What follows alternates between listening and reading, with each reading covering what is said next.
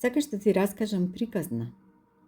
Знам неколку наизуст и неколку на кои ќе морам да се потсетам. Сакаш со среќен крај или некоја во која ќе се најдеме? Сакаш онакава каква што посакавме или таква каква што не снајде? Како го реков ова, како да беше некаква невидлива сила која патиштата ни ги одвои.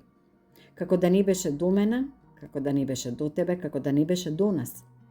А потем ми текнува, оти најлесно е да обвиниш се, а себе си да се поштедиш. Тебе како ми се сите виновни. Времето, просторот, дека врнеше, дека сонце немаше, дека стегна мраз, дека пролета далеку беше. И ке терам вака дури не се уморам и дотека не ми стане се едно. И за тебе, и за себе, и за нашата приказна. Туку, сакаш да ти раскажам приказна, некоја која не е нашата и која не е завршена, ами трае. Уште трае.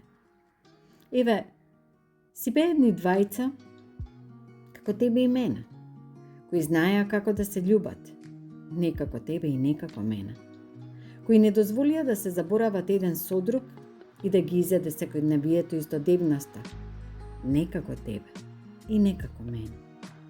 И живееа во иста куќа, како нас, ама не им напукнаат зидовите и не им напукна малтерот, како во нашата дома, која веќе дома не ни е.